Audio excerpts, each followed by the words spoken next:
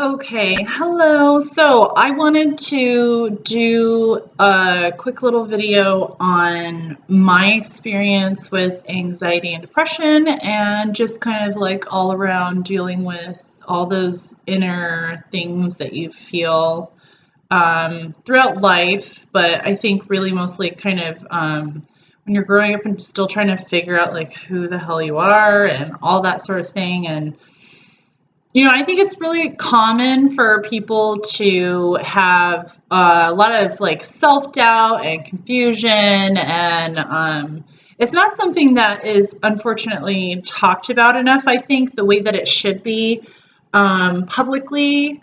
And personally, I think that it should be really openly spoken about and ways to cope with anxiety and depression, especially during middle school and high school when it's like kind of all rushing in at you at once. So I just kind of wanted to put out a video. I know that there's lots of them online, so obviously I'm not the only one that seems to feel like this is a thing. But I wanted to do my own video, my own sort of take on how I deal with anxiety and depression. Because I think everybody is different and not everybody needs the same exact things. But personally, I feel like the basic level of a lot of that stuff is pretty universal. So a little bit of background on me, first of all, is that I do have pretty severe anxiety and depression that kind of comes in. Depression isn't quite as big of an aspect for me. Typically, like I have my times where I feel like that is definitely, thoughts of like suicide and all that sort of thing. I have tried to kill myself before. So, I mean, obviously depression is a thing, but anxiety seems to be more constantly present with me, or, at some level. But in the last like few years, since really applying all this stuff, few to several years since really applying this stuff, I've noticed a really big change and a really big help with dealing with it. I don't know if I'll ever be like 100% none of that, because I think that's just the way that life is anxiety and stress and times of depression. That's just kind of what it is. But it's definitely so much more manageable because too, so that's my depression. The anxiety part of it, I used to have just so constantly, and it would get to the point regularly, I'm talking at least weekly, where I would completely shut down and I couldn't, speak. I couldn't really even wrap my head around anything but just breathing. And I wouldn't be able to move. I would just be kind of like catatonic. I also have like a history of night terrors and really severe nightmares and stuff at night, insomnia, like crazy. Just really like if I can get 2 hours broken up through the night of sleep, that used to be a good night for me. And now I actually sleep like a normal person, which is huge. I mean, that's just like a basic rundown of like my background. I've been on numerous medications. I've been diagnosed with like borderline bipolar and, chronic depression, anxiety, and all that sort of stuff. I think personally, I don't think I've been officially diagnosed, but I'm pretty sure that I probably have some level of PTSD. So that's kind of where I'm at.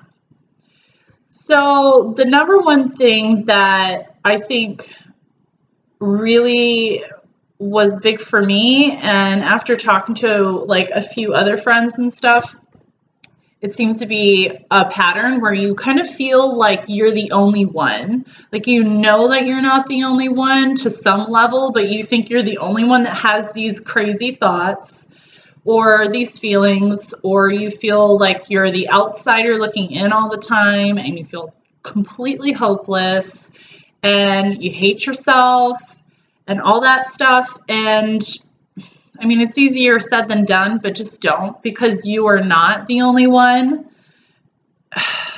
Like, thoughts and feelings, just, you need to like start being a little bit more open with some of the people that you feel safe with. And if you don't have anyone that you feel safe having conversations like that with, like the honest core of like how you're feeling inside, then you need to go find some people like that, whether it's online or in person. You need to find a safe, at least one person that you feel safe with, like talking about honestly how you're feeling, because that community, that exchange really is a big first step to doing all these other things I'm going to tell you about that are so helpful.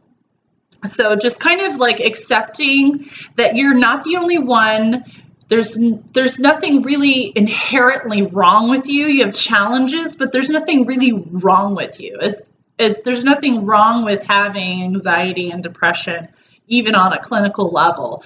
You just need to learn how to cope with it better. So by talking about it, that's just so helpful, and just having that community, that sense of like someone who can understand where you're coming from, not just somebody who can sympathize, which is great, but someone who can really be like, yeah, I know exactly what you're talking about because I'm right there with you.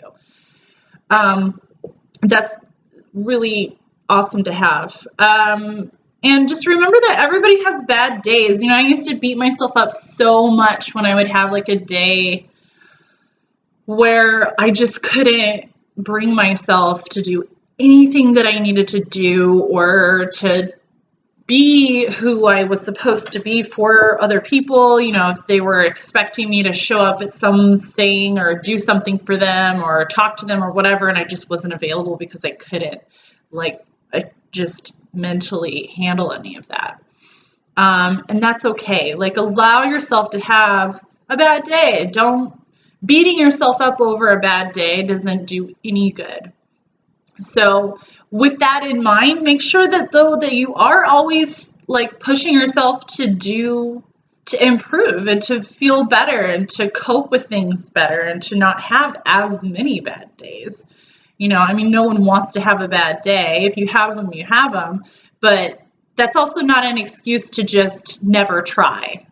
Does that make sense? Like, you want to always keep trying and pushing for progress, even if it's just a little teeny bit, even if it's just the smallest little step. That's always something. And that one little step always moves towards another little step, and so on. So allow yourself to have the bad days, but don't stop trying to have the good ones. Now, here's where it's like a really big thing that I am really have really found a lot of help with, is making sure that you guard your environment. I mean, there are some people and some circumstances that you cannot help that are just going to be what they are. Like, you know, if your living situation isn't something that you can do anything about at the moment, or something along those lines, well, okay. In the meantime, though, there are other things that you can do to kind of guard at least your mind. So ideally, of course, you're going to only be, you know, dealing with people who are safe, who are supportive, who understand you and what you deal with, and that lift you up. Not just people who are there and then can go, oh yeah, I feel like crap too, and then so you guys both sit down at the bottom of the barrel of anxiety and depression and just stay there. Someone who gets it, who's been there, who's supportive, but also that like helps you to do those things that maybe you don't always necessarily feel like doing, but can do, that is going to improve who you are, no matter what that is. If that just means like getting out of the house and being active and doing something, you know, moving your body around, surprisingly, is very, very helpful. If you can manage to do that, getting out and just going for like a 10-minute walk can make a huge, huge difference. And that's scientifically proven, even though I can't necessarily tell you like all of the inner workings of why that is, but it is. So guarding your environment, like your physical environment, but also the biggest thing is being aware of your thoughts, your environment inside your brain, because that's really like the main culprit in all of this anyways, right? It's like your thoughts, those thoughts that just don't stop, whether it's going towards depression, self-loathing, or if it's going towards anxiety and over-analyzing things and freaking out about stuff to the point where it just makes you literally sick. So you are not a slave to your thoughts. Don't let yourself believe that. You can change that. And so I actually, with the insomnia and everything, I didn't sleep because my brain would never shut off. All I did was just like reel about everything and give myself panic attacks, and just I felt like my heart was going to pound out of my chest, and that at the same time I had so much pressure and I couldn't breathe, and just all like throughout the night, just an average night. That's how it was for me. So just, I guess, instinct, like just trying to shut it all off because I didn't want, obviously, to continue in that cycle. I just instinctively started like just focusing on my own heartbeat and just listening to my heartbeat and trying to just feel it 100%, and whatever it was, whether it was going a mile a minute or not, and just listening to it and feeling my heartbeat. And even sometimes I would do this so that I could really feel it and just close my eyes and just sort of visualize it. And that helped to push all of the other thoughts, because when you put so much energy into focusing on this one thing, then it's hard for your brain to then keep talking and with all of these other thoughts as well. So it kind of pushes everything out and lets that go while you're essentially centering yourself and bringing yourself to the present, because that's what it's all about. And I didn't realize that what that was meditation until, a little while after that. I was reading up on some books and I'm like, oh, so that's kind of like what I've been doing already.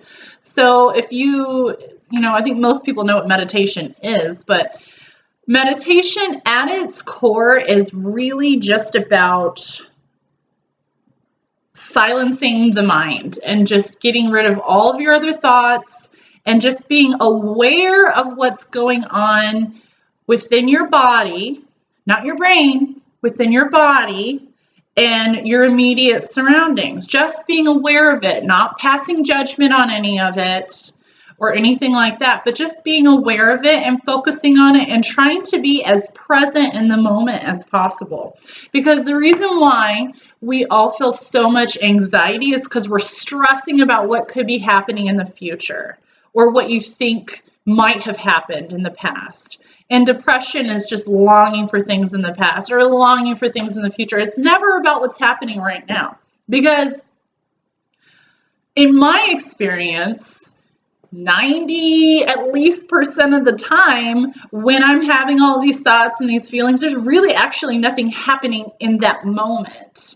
It's me stressing or angsting or feeling sad over things in the past or the future.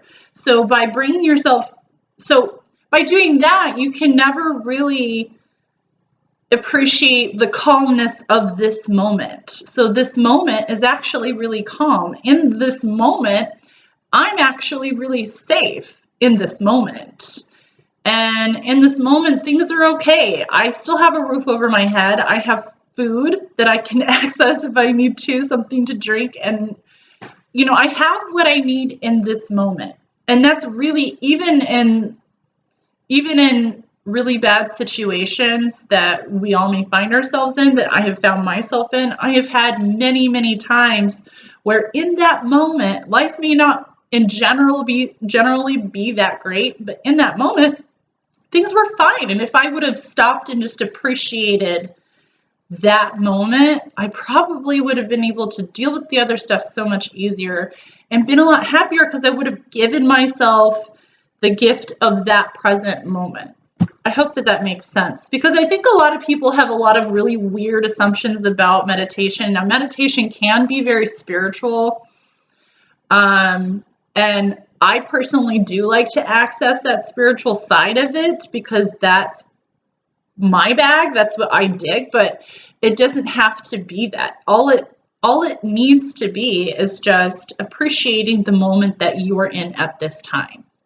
So now here's a warning to you when you are doing this stuff, is that you are going to have so much pushback from your brain. Your brain is going to do everything in its power to pull you out of that and back into the cycle of like all of your bad thoughts.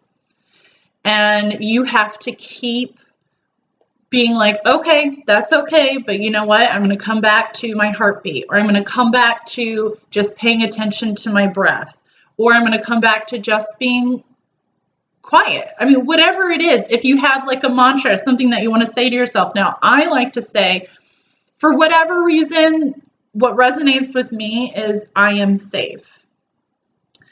It's not that these days I ever feel unsafe.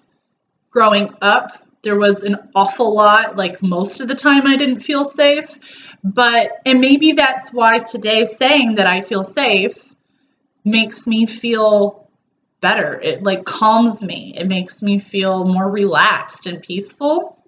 So, and I can go on for like why that probably is for me, but that's not the point of this video. So the point of the mantra is to find something for you. Mantra, or like just a simple sentence or a word that you can say. Like you can also say thank you or whatever it is. Something that is positive, that brings you to present, that calms you down. There are certain things that you can say to yourself that feel right to you. And so it's just playing with different things. You can look up stuff online, different ideas for mantras, and try those out, which is kind of how I think I started off until I found I am safe. And that's just so simple to me, and it works really well for me, and it feels good when I do it. So you can say it out loud. You can say it in your head, however it is that works for you.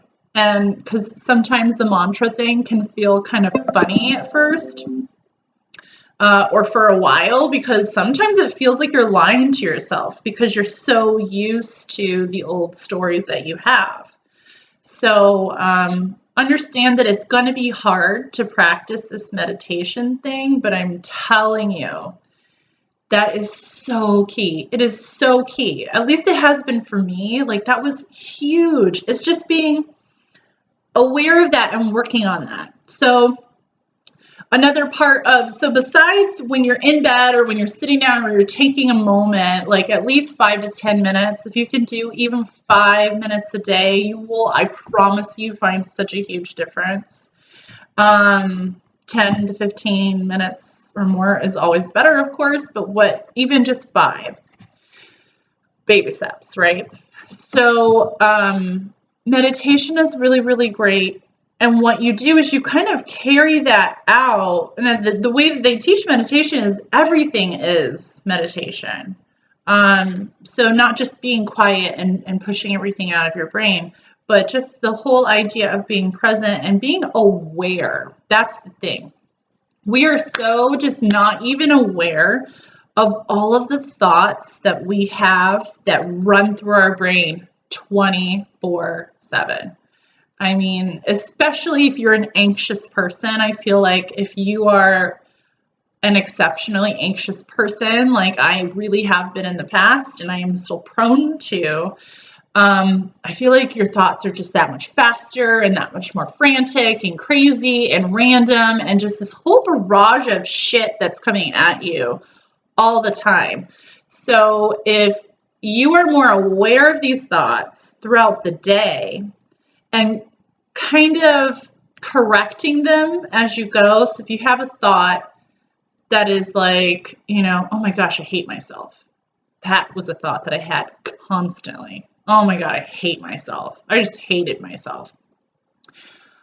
for whatever, like, dumb thing that I did or said or looked like or whatever it is. And just correcting that and going, no, you know what? No, that's okay.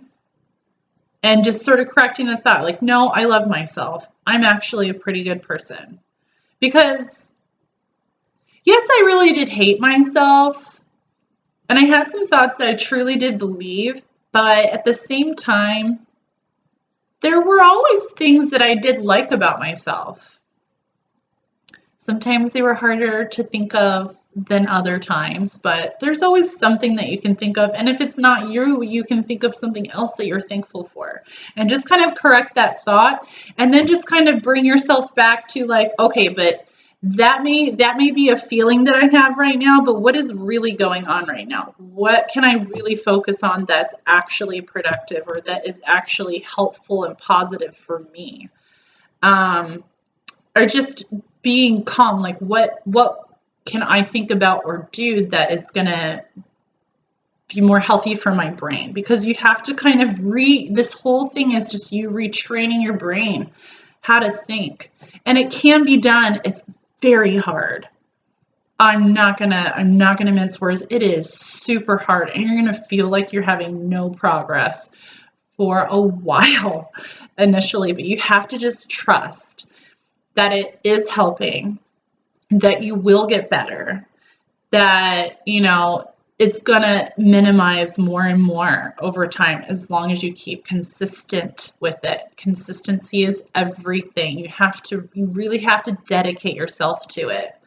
But if you dedicate yourself to something like that for even a week's time, and that sounds really easy, but it's actually very hard to dedicate yourself to like 5 to 10 minutes a day, and then being like very mindful of your thoughts and very aware of everything that's going on around you all the time. Just aware of it, not passing judgment on your thoughts, not passing judgment on what's happening, but just being very fully aware and thinking about what would be best for you all the time as far as your mental health is concerned. It's tricky because it's really easy to just get wrapped up in life and go back in your old patterns, because those patterns are it's like a path. When you go on a trail and there's no grass where everyone walks that path, so it's ingrained in there. And then when you go off the path, the grass is really long, there's bushes and trees. It's going to be a lot harder to traverse in through heavy, thick bush as opposed to a well-trodden path. So you're essentially going out into the jungle of your mind and trying to pave a new pathway for your brain to go to. So that's more easier than this is, and allow this old path to then grow up with heavy grass and trees and stuff, so that it's actually easier for your brain to go the way that is more supportive for your mental health, to make you happier and healthier, versus the old destructive thought patterns. Does that make sense? It's kind of like an analogy that I really like to use. So anyway, that was super huge for me. It's just being aware of my thoughts, quieting everything by just kind of thinking about something as simple as my heartbeat or my breath, or saying a mantra or what have you. And then I found yoga. For me, yoga was really, really huge because it just goes hand in hand with all of that. Yoga is all about just being aware of your body and what it's doing. It's very calming, and it's good for your health, and it's movement. So it kind of marries all those things that I really have been talking about that are helpful for mental health. It gets you moving. Movement raises your vibrations. Movement raises like your thoughts, and when you're moving around, your brain is less idle. And when you're focusing on all these other things, like, am I doing this pose right? Your brain is less idle, right? So it gives you a break from all of that crap that your brain does all the time, and it allows you to move into something else that's more productive for you. And it does sort of foster in with the whole, being comfortable in the uncomfortable. So that's why, there's so many different types of yoga. Everybody has a type of yoga that works for them. I love it all. I don't have, I don't think I've ever tried a type of yoga that I hated. There's some that I like better than others. Bikram for me is my favorite, by far, probably.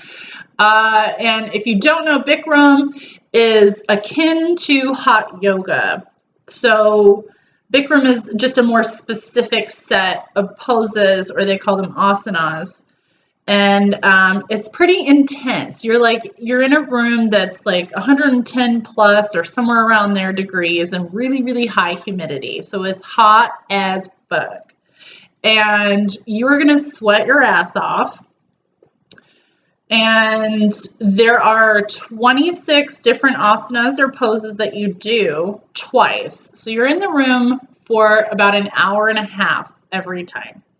90 minutes being in there doing these poses, and you will be surprised how hard it is. The first time I ever did it, I thought I was going to throw up. I thought I was going to shit my pants. I thought I was going to pass out. It was hard because I didn't really realize what I was getting myself into. I've been doing yoga for a while already, and I had no idea that the heat and humidity was going to really add that big of an element to all of it and make it that much harder. So I pushed myself harder. So it's cool because you do burn a lot, and it's really great for health reasons. But I think I liked it the most because of how it made me feel mentally, because it really it helps you to grow that mental toughness of like being comfortable with being uncomfortable. So you feel like your head is pounding, your ears are pounding, you're going to pass out, you're going to throw up or whatever. And as long as you just calm down and sit in that feeling and allow it to come and then pass, and then get up when you feel that it's time to start again and work on the next pose with wherever it is that they're at, that is such a metaphorical life lesson to me. Like I just love it because it teaches you. That's what you have to deal with through life, is there's things that are going to come up that you're going to feel like there's no way, I don't know how I'm going to make it through this. And, you always do, but you can do it in different ways, right? You can either let it affect you and have it be this thing that leaves a huge mark on you, or you can just allow it to be what it is and push forward, and then be stronger when you're done with whatever that challenge may be, whether it's financial or relationship or whatever it is, some physical thing, right? So I just feel like I love the message that I got. The lesson, I think I learned such a huge life lesson through Bikram yoga specifically. So that's why that is just such a near and dear thing to me. Some people hate it, and that's totally fine, but personally, I love it. And the last thing that I want to mention that I personally love as a way to help with anxiety and depression that's worked well for me is figuring out what my hormones were doing. Because I think most people who deal with a lot of like heavy anxiety, heavy depression, their hormones aren't doing what they're supposed to do. So of course, all this chemical imbalance is going to happen in your brain. For me, my thyroid, my iodine was so low, my thyroid was screwed, and my adrenal glands, which are those little things that sit over top of your kidneys that are very much responsible for the way that a lot of your hormones are fired, were like all completely shot. And I started taking various supplements, whole food supplements, to just help support my thyroid, to help support my adrenal glands, and to help reintroduce the level of iodine that I needed in my body. And when you work with whole food supplements, it's not like working with a medication where, I'm going to take it for a day to a week, or whatever, and then I'm going to start noticing a difference, or I'm going to start feeling so much better. Typically, it does not work that way, because with a medication, you're treating a symptom. You're just treating the symptoms. You're going right to the symptom and that's it. And you're just removing the symptoms so that you don't register whatever else is happening. A whole foods, when you do it naturally, you're going to the source of the problem and trying to then correct it so that your body can function the way that it's supposed to in the first place. And when you're going to the cause of the problem, it's going to take longer to actually fix the issue than it is to just put a Band-Aid over it. So you have to be patient. For me, I did it consistently for like about 3 months, and I thought I didn't notice any difference. So I kind of fell off the bandwagon a little bit. And then about a week later, I started feeling like, holy cow, like worse. And I was like, wait a second, maybe that was really helping, but it was so incremental that I didn't register it because it was such a slight difference every day. It's like watching your hair grow.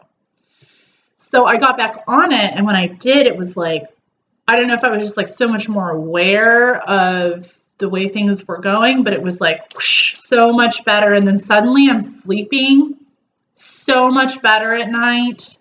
And I'm handling stress so much better. I'm not having near as many panic attacks. So many things started moving much better in the right direction. It was at least 1.5 to 2 years from the time that I started before I was like sleeping much better. Panic attacks were like rare. At least rare for me. And I just was a more functional, more happy, more, how I felt I should be type of human being. So it took time. And it was a combination of the supplements with, that personal development that, you have to do the work on, that helped. So from beginning to end, those are the things that I highly suggest. I don't take any medications right now, too, by the way. I've been on so many. I know I mentioned that earlier. I've been on a lot of different medications. I'm not saying that if you're on medication, go off medication. Some people need medication and simply can't get off of it. And even if you are, of course, you don't want to just cold turkey, because you can really, really hurt yourself when you do that, especially if you're on significantly strong medication. So make sure that you're working with, and when you do the hormones, when you do the supplements, all that stuff, make sure that you're working with a professional who you trust, who has the credentials to be able to help you with that. But I highly suggest it, because the meds I've never really done very well with personally. And this is just me talking about my personal experience.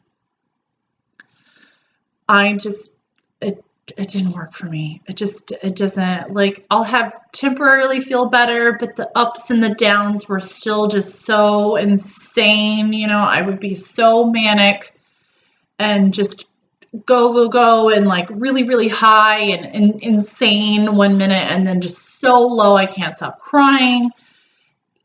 And I feel like the medications were only like amplifying it. I mean, some of them felt a little bit better, but then it wouldn't. And then I have to okay, so now we got to up the dosage again. We have to add this or whatever. And I really just am not, I would prefer to do it in a way that doesn't make me have to put chemicals in my body every day for the rest of my life. That's going to eventually affect other parts of me. So I'd rather be as healthy as I can. So that's just what's worked for me. I hope that this was helpful for you. Please feel free to subscribe, like, comment, and let me know if, I said something that was helpful for you. If you have questions on something that I mentioned that I didn't really expound on enough. If you guys have stories and things that have helped you, please do comment and let us know, because I'm always open for suggestion, and I just want this to be an opening for a safe place for people to come and get advice, give advice, and just be supportive of one another. So thank you so much, guys. Have a good day.